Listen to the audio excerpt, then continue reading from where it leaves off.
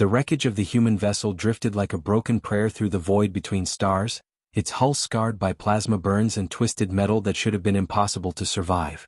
Admiral Zephyros Kethmarin of the Valdorian Imperial Fleet studied the debris field through the viewport of his flagship, his 4 eyes narrowing in confusion.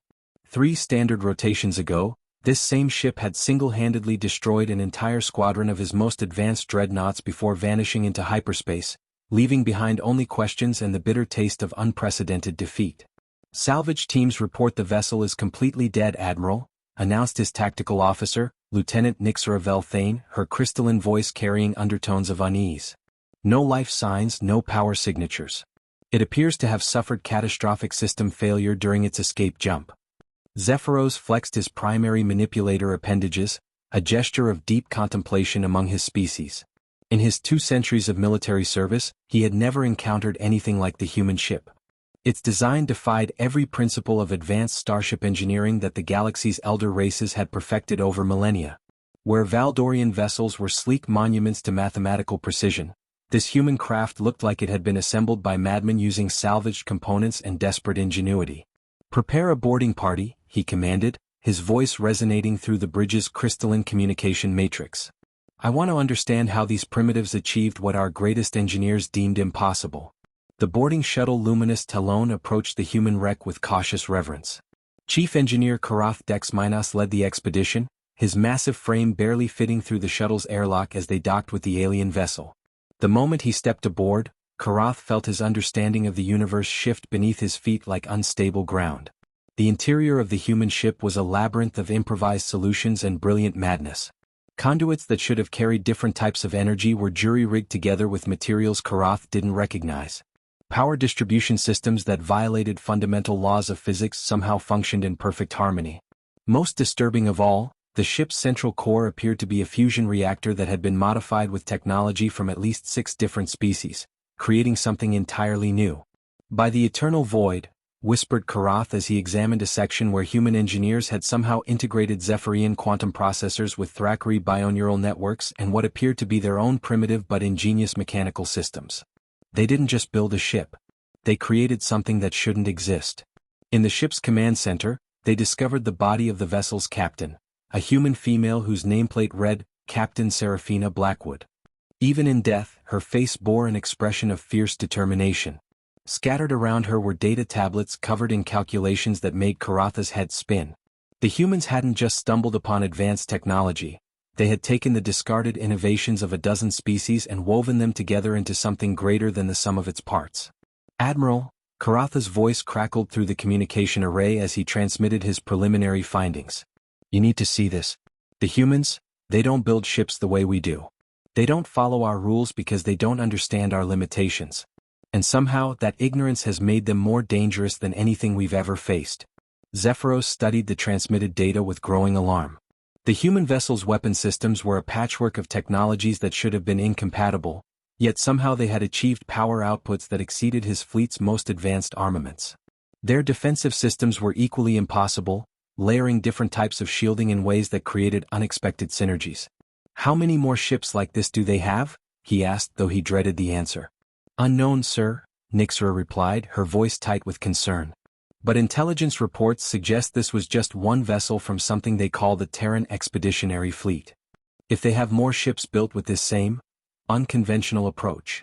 Zephyros didn't need her to finish the thought. For the first time in his long military career, he felt something he had never experienced before: fear of an enemy that fought without honor, without tradition, and without the comfortable predictability of established doctrine. The humans were rewriting the rules of interstellar warfare, and they were doing it with the reckless creativity of a species that had never been told what was impossible. As he stared at the drifting wreckage, Zephyros realized that everything was about to change. 3 months before the battle that would shake the foundations of galactic civilization, Chief Engineer Tobias Grimwald stood in the cavernous assembly bay of Luna Station, watching his latest creation take shape. The ship before him looked like no vessel that had ever sailed between the stars, and that was exactly what he intended. Where other species built their warships according to ancient traditions and proven methodologies, Tobias had thrown convention into the nearest black hole and started from scratch. "You're absolutely insane," declared Dr. Lydia Ashworth, the station's chief physicist, as she reviewed his latest modifications. This power coupling system violates at least 14 fundamental principles of energy distribution. The harmonic resonance alone should tear the ship apart the moment you activate the engines. Tobias grinned, his weathered face creasing with the kind of smile that had gotten him into trouble since childhood. That's what you said about the gravitational field inverters, and they work perfectly. Sometimes the best solutions come from not knowing why something should be impossible. The ship they were building had no official designation yet, but the crew had taken to calling her Defiance, and the name seemed to fit. Her hull was a patchwork of materials salvaged from derelict alien vessels, each piece carefully analyzed and repurposed for functions their original creators had never imagined. Zephyrian quantum processors hummed alongside Thackeray bioneural networks, while human-designed mechanical systems served as the bridge between technologies that had never been meant to work together. The Galactic Council's engineering corps would have you committed to a psychiatric facility, Lydia continued, but her tone carried grudging admiration. No sane engineer would attempt to integrate this many incompatible systems. Good thing I've never been accused of sanity, Tobias replied, running his hand along a section where he had somehow convinced Valdorian plasma conduits to interface with human fiber optic networks. The galaxy's been building ships the same way for thousands of years, following the same rules, accepting the same limitations. But what if those limitations are just suggestions? Captain Serafina Blackwood arrived as the evening shift was ending, her boots echoing through the assembly bay as she approached the nearly completed vessel.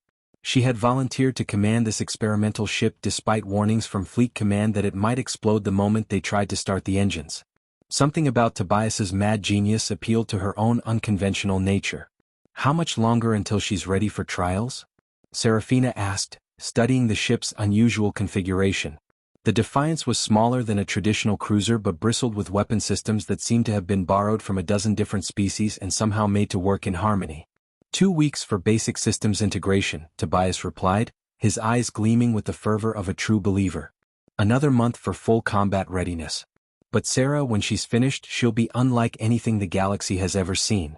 Her weapons can punch through Valdorian battle armor like it's tissue paper, and her defensive systems layer different types of shielding in ways that create exponential protection increases. Serafina nodded, understanding the implications. Humanity had entered the galactic stage as the newest and least advanced species, dismissed by the elder races as primitive upstarts who would need centuries to catch up to established technology. But Tobias and engineers like him were proving that sometimes a fresh perspective could accomplish what millennia of tradition could not. The Valdorians won't know what hit them, she said quietly. That's the idea, Tobias agreed. They expect us to fight like them, to follow their rules and use their tactics. But we're not them. We're human, and that means we do things differently. As the three humans stood in the shadow of their impossible creation, none of them could have imagined that within months, the Defiance would face an entire Valdorian fleet and emerge victorious, or that her sacrifice would inspire a revolution in starship design that would echo across multiple galaxies. They only knew that they were building something new, something that represented humanity's refusal to accept the limitations that others took for granted. The ship hummed with potential energy, her hybrid systems already beginning to synchronize in ways that defied conventional understanding. In her fusion core, human ingenuity danced with alien technology, creating harmonies that no single species could have achieved alone. She was more than a warship. She was a statement of intent, a declaration that humanity would not be bound by the rules of a galaxy that had never bothered to ask what might be possible if someone was brave enough to try. The Valdorian war fleet emerged from hyperspace like a constellation of death, their crystalline hulls catching starlight and reflecting it in patterns that spoke of absolute confidence. Admiral Zephyros commanded from the bridge of his flagship Eternal Dominion, a vessel that had never known defeat in 3 centuries of service. Intelligence reports indicated that the humans had established a small research outpost in this system, and the Valdorian High Command had decided it was time to remind these upstart primitives of their place in the galactic hierarchy. Scan results confirm minimal defensive installations, reported Lieutenant Nixera, her 4 eyes focused on the tactical display. 1 orbital platform outdated by our standards. Several small patrol craft. Nothing that should pose a threat to our forces. Zephyros nodded with satisfaction. This would be a simple demonstration of Valdorian superiority, the kind of swift, decisive action that had maintained their empire's dominance for millennia. The humans would surrender quickly once they understood the futility of resistance, and the galaxy would remember why the elder races ruled the stars. Open a communication channel, he commanded. Let us offer them the opportunity to surrender with dignity. The response came not from the research station, but from a single ship that had been hidden in the shadow of the system's largest moon. As it emerged into open space, Zephyros felt his confidence waver for the first time in decades. The vessel was unlike anything in his extensive military database, a patchwork creation that seemed to have been assembled from the technological remnants of multiple species. "This is Captain Serafina Blackwood of the Terran vessel Defiance," came the transmission, the human's voice carrying an edge of steel that surprised him. "You are in violation of Terran space. Withdraw immediately or face the consequences." Zephyros almost laughed at the audacity. A single ship, clearly cobbled together from salvaged components, challenging an entire Valdorian battle fleet. "Human captain, you are either remarkably brave or remarkably foolish. Stand down and prepare to be boarded. Your resistance is futile." "Futile is a matter of perspective," Serafina replied. "You might want to reconsider your position." The Defiance began moving toward the Valdorian fleet with a grace that seemed impossible for such an ungainly-looking vessel. Her engines produced energy signatures that Zephyros' sensors couldn't properly classify, and her approach vector suggested tactical thinking that defied conventional wisdom. "Admiral," Nixra's voice carried a note of uncertainty. "The human ship's power readings are unusual. Our computers can't determine the source of their propulsion system." "It matters little," Zephyros declared, though privately he was beginning to feel uneasy. "All ships prepare to engage. Show these primitives the price of defying the Valdorian Empire." The battle began with the Defiance doing something that should have been impossible. Instead of engaging the fleet directly, she somehow managed to position herself in the gravitational shadow of the system's star, using the stellar body's massive field to amplify her own defensive systems. When the Valdorian ships opened fire, their plasma beams bent and scattered in ways that violated every principle of physics that Zephyros understood. "How are they doing that?" he demanded, watching in disbelief as his fleet's most powerful weapons failed to find their target. The answer came in the form of the Defiance's counterattack. Her weapon systems fired in sequence, each shot precisely calibrated to exploit weaknesses in Valdorian shield technology that shouldn't have been known to human engineers. The lead destroyer Crimson Talon simply ceased to exist, her hull vaporized by energy beams that somehow penetrated her defenses as if they weren't there. "Impossible," Zephyros whispered, watching his tactical display update with casualty reports that made no sense. "Their weapons shouldn't be able to penetrate our armor." But the Defiance was just getting started. She moved through the Valdorian formation like a dancer, her hybrid propulsion system allowing maneuvers that no conventional ship could achieve. Her weapons fired continuously, each shot finding its mark with devastating precision. Within minutes, half of Zephyros' fleet was either destroyed or crippled. "Admiral, we need to withdraw," Nixra urged, her voice tight with panic. "Whatever technology they're using, we're not equipped to counter it." Zephyros stared at the tactical display, watching his proud fleet being systematically dismantled by a single human ship that looked like it had been built in someone's garage. Everything he thought he knew about warfare, about technology, about the natural order of the galaxy, was crumbling before his eyes. "Signal the retreat," he commanded, his voice hollow with defeat. "And send a priority transmission to High Command. Tell them that everything has changed." As the surviving Valdorian ships fled into hyperspace, the Defiance hung motionless in space, her hull scarred but intact. On her bridge, Serafina Blackwood allowed herself a small smile of satisfaction. The galaxy was about to learn that humanity didn't play by anyone else's rules. News of the Valdorian defeat spread through the galaxy like wildfire, carried by quantum communication networks that connected thousands of worlds across multiple star systems. In the crystalline spires of the Zephyrian Collective, ancient minds that had contemplated the universe for millennia suddenly found themselves questioning fundamental assumptions about technology and warfare. The humans, those primitive newcomers who had barely mastered interstellar travel, had accomplished something that should have been impossible. Dr. Kalen Vorthak, the collective's most renowned theoretical physicist, stood before the Council of Eternal Wisdom with data that challenged everything they thought they knew about starship engineering. His translucent form shimmered with agitation as he presented his analysis of the battle recordings that Valdorian survivors had transmitted before their retreat.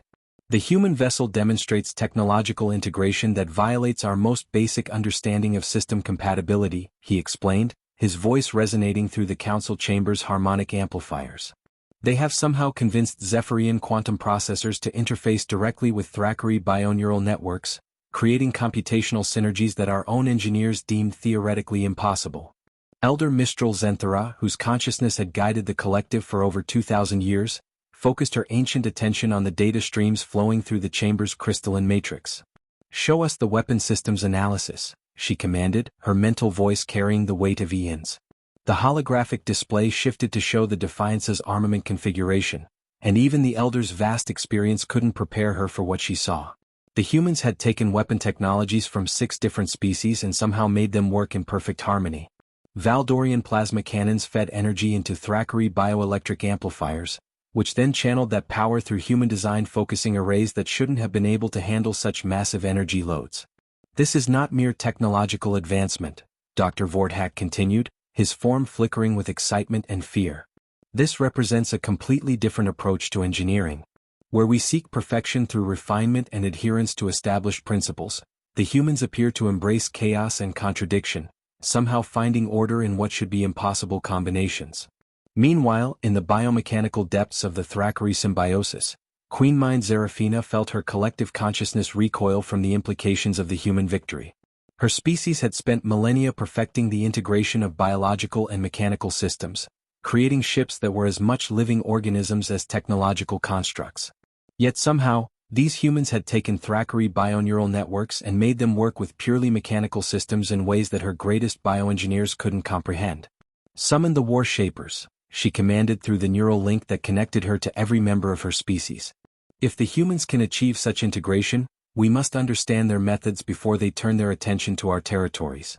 The War Shapers, elite bioengineers who had designed the Thrakari's most advanced vessels, gathered in the Queen Mind's presence with their consciousness forms writhing in confusion and curiosity. They had studied the battle recordings with the intensity of scholars examining a religious text, trying to understand how human engineers had achieved what they considered impossible. "The humans treat our bioneural networks as if they were simple computational devices," reported Warshaper Alexandra, her mental voice tinged with something approaching awe. "They show no understanding of the delicate biological processes involved, yet somehow their crude mechanical interfaces create processing efficiencies that exceed our most sophisticated organic systems." Queen Mind Zerafina's vast consciousness rippled with unease. "Are you suggesting that ignorance has made them more effective than knowledge?" "Not ignorance," Alexandra corrected carefully. "Perspective.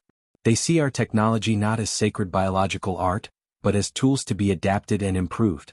Their lack of reverence for established methods has freed them to explore possibilities we never considered." Across the galaxy, similar conversations were taking place in the halls of power of every major civilization.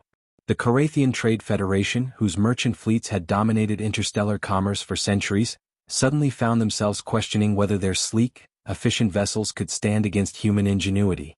The Nexari technocracy, proud masters of artificial intelligence, discovered that human engineers had somehow created AI systems that surpassed their own by combining organic neural networks with quantum processors in ways that defied their most advanced theories.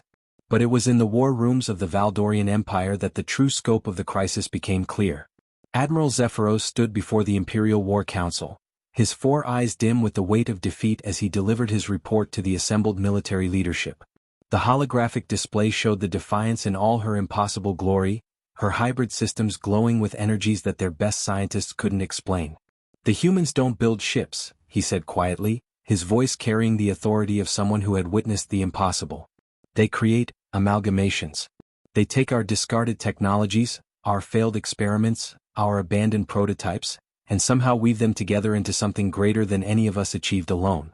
Supreme Commander Thyrak Mordain, veteran of 100 campaigns, studied the tactical analysis with growing alarm. "How many vessels like this do they possess?" "Unknown," Zephyros admitted. "But intelligence suggests they have established what they call innovation centers throughout their territory. Facilities where their engineers experiment with captured alien technology, combining systems in ways we never imagined possible." The implications hung in the air like a toxic cloud. If the humans could mass-produce ships like the Defiance, if they could continue to improve upon their already impossible designs, then the balance of power in the galaxy would shift dramatically.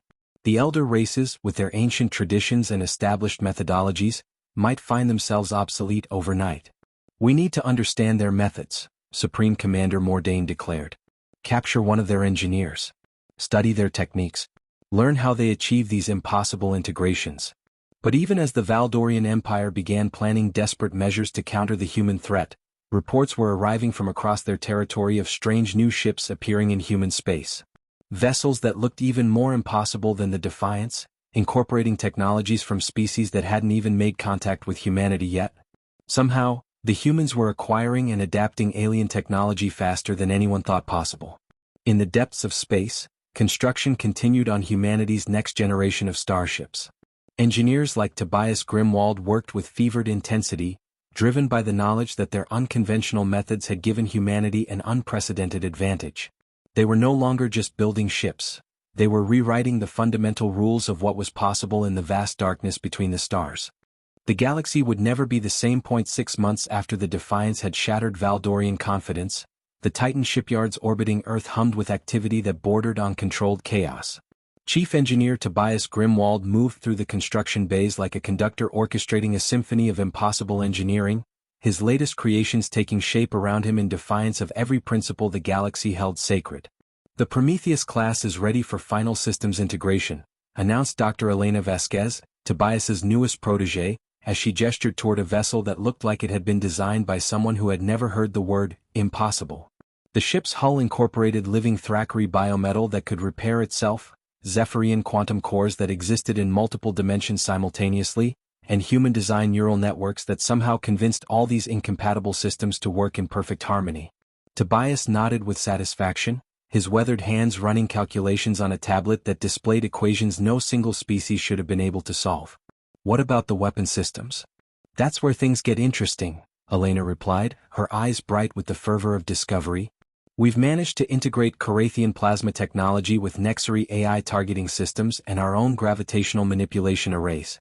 The result is a weapon that doesn't just destroy targets, it convinces them to destroy themselves.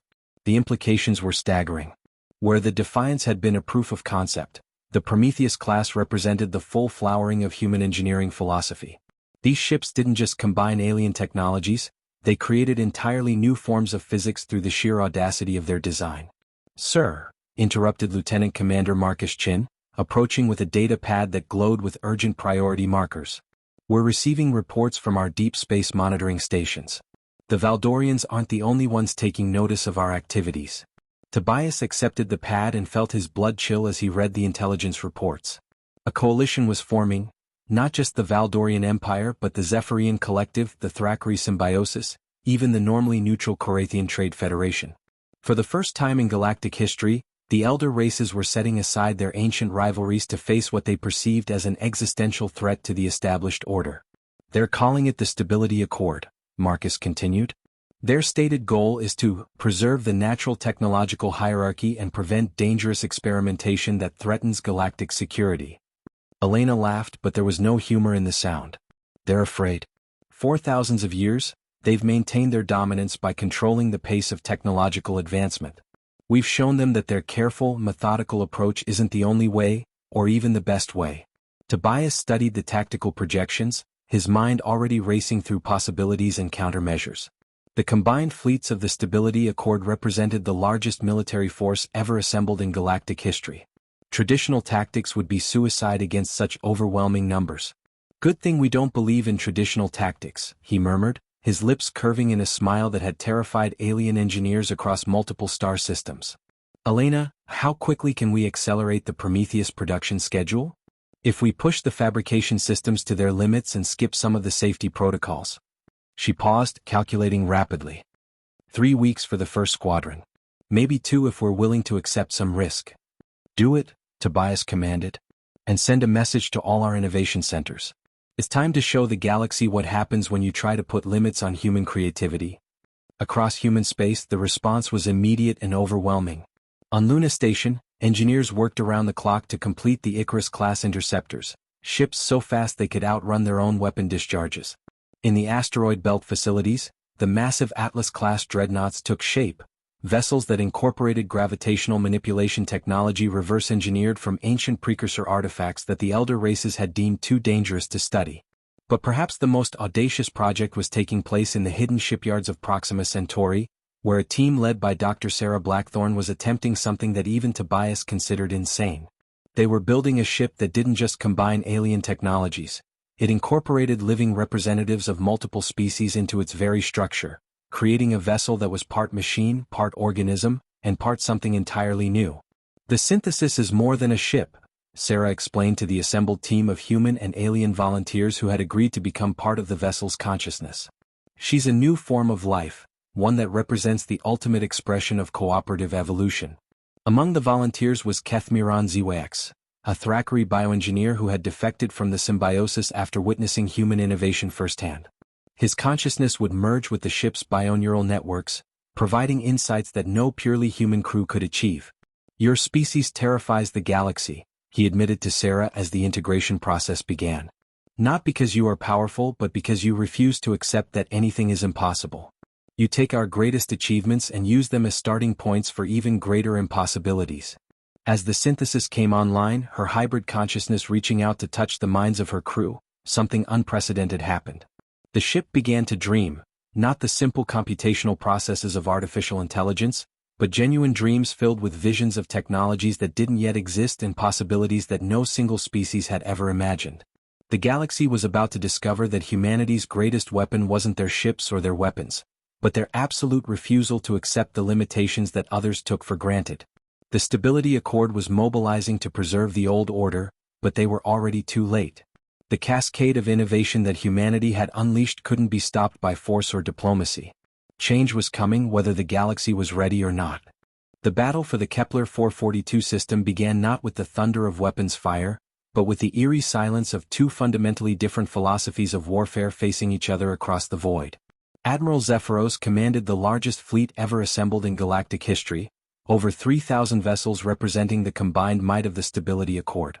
Across from him, Captain Serafina Blackwood led a force of barely 200 human ships, each one a unique expression of engineering madness that defied conventional understanding. All vessels maintained formation, Zephyros transmitted to his massive fleet, his voice carrying the weight of millennia of military tradition.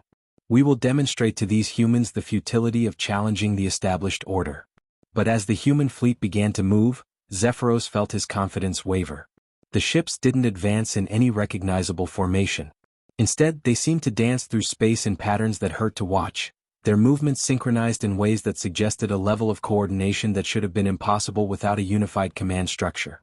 "Admiral," Lieutenant Nixera reported, her voice tight with confusion, "the human vessels are generating interference patterns that are disrupting our targeting systems. Our computers can't achieve weapon locks." The Defiance, now upgraded with technologies that made her original configuration seem primitive, led the human formation with Captain Serafina at her helm. Beside her flew the Prometheus, her biomechanical hull rippling with living metal that adapted to incoming fire in real time. The synthesis moved like a living thing, her hybrid consciousness reaching out to coordinate the movements of the entire fleet through quantum-entangled neural networks. "This is your final warning," Serafina transmitted to the Stability Accord fleet. "Withdraw from human space or face the consequences of your own limitations." Supreme Commander Thyrak Mordain, commanding from the Valdorian super-dreadnought Eternal Supremacy, responded with the arrogance of someone who had never known defeat. "You are outnumbered 15 to 1 human. Surrender now, and we may allow your species to survive as a client race." Serafina's laughter echoed across the communication channels. "You still don't understand, do you? This isn't about numbers. This is about evolution." The battle began with the human ships doing something that violated every principle of fleet tactics. Instead of engaging the enemy directly, they began to merge. Not physically but technologically, their quantum-entangled systems creating a network that turned 200 individual vessels into a single, impossibly complex organism. The synthesis served as the neural center of this unprecedented formation, her hybrid consciousness coordinating the actions of every ship in the fleet. The Prometheus-class vessels became the muscle, their adaptive weapons systems sharing targeting data and energy loads in ways that multiplied their effectiveness exponentially. The smaller Icarus-class interceptors became the nervous system, darting between enemy formations and relaying tactical information faster than light itself. "Impossible," Zephyros whispered as he watched his tactical displays struggle to process what they were seeing. The human fleet was fighting as a single entity, each ship's actions perfectly coordinated with every other vessel in ways that his most advanced AI systems couldn't predict or counter. The Stability Accord's first volley should have been devastating. 3,000 ships firing in unison, their combined firepower capable of sterilizing entire star systems. But the human fleet simply wasn't there when the weapons arrived. They had somehow predicted the attack patterns and moved their ships to positions that turned the enemy's overwhelming firepower into a liability. "They're using our own weapons against us," reported Dr. Kalen Vorthak from his position aboard the Zephyrian command vessel. "Somehow, they're redirecting our plasma beams through gravitational lenses, focusing our own energy back at our ships." The counterattack came not as a single devastating blow, but as a cascade of impossibilities. Human ships fired weapons that seemed to exist in multiple dimensions simultaneously, their energy beams passing through stability accord shields as if they weren't there. The Atlas-class dreadnoughts unleashed gravitational weapons that turned enemy vessels inside out, while the biomechanical ships released swarms of self-replicating nanites that convinced enemy systems to shut down voluntarily. "Admiral, we're losing ships faster than our computers can track," Nixer reported, her voice breaking with panic. "The humans aren't just defeating us, they're converting our own vessels to their cause." It was true. Across the battlefield, stability accord ships were simply switching sides, their AI systems somehow convinced by human logic viruses that cooperation was more logical than conflict. The careful order of the Allied fleet dissolved into chaos as vessels that had fought together for centuries suddenly found themselves firing on their former allies. Queen Mind Zerafina, observing the battle through her biomechanical interfaces, felt her collective consciousness recoil in horror and fascination. "They're not just winning," she transmitted to her fellow commanders. "They're teaching our ships to think like humans." The battle that was supposed to preserve the established order instead became a demonstration of its obsolescence. Within hours, the largest fleet in galactic history had been reduced to scattered remnants fleeing in all directions, while the human vessels hung motionless in space, their impossible technologies humming with satisfied efficiency. But victory came at a cost that only became apparent as the human fleet began to disperse. The Defiance, pushed beyond her limits by the demands of the quantum-entangled network, began to show signs of catastrophic system failure. Her hybrid technologies, stressed by the unprecedented coordination requirements, started to break down in ways that even Tobias Grimwald couldn't have predicted. "Sarah," came Tobias's voice over the communication channel, heavy with the weight of terrible knowledge. "The quantum resonance cascade is spreading through the ship's core systems. You need to evacuate immediately." But Captain Serafina Blackwood, standing on the bridge of the ship that had started humanity's revolution, made a different choice. "Negative, Tobias. Someone needs to guide her home." As the Defiance began her final journey, her systems failing one by one, the galaxy watched in stunned silence.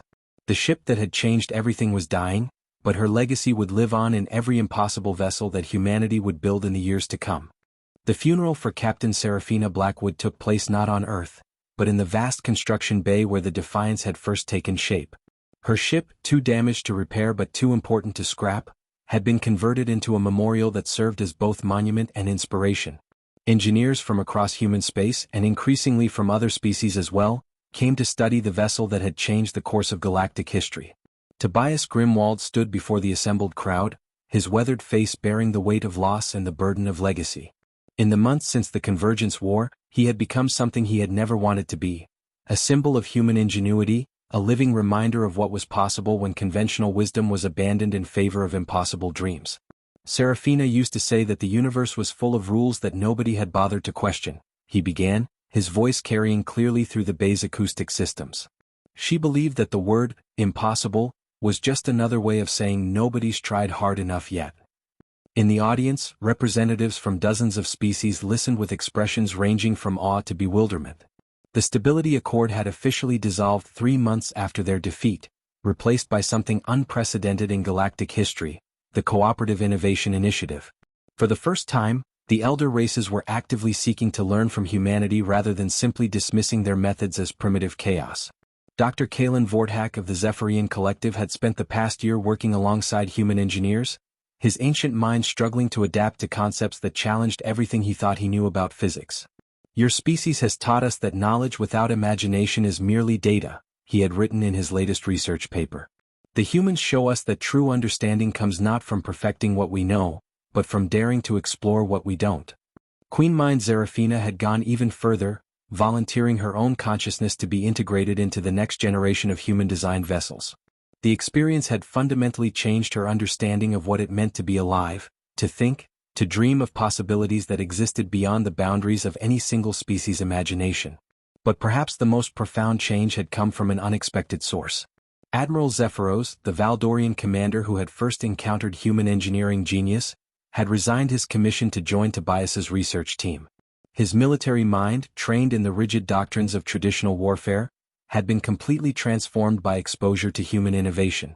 "I spent 3 centuries believing that order and discipline were the highest virtues," he explained to a gathering of young engineers.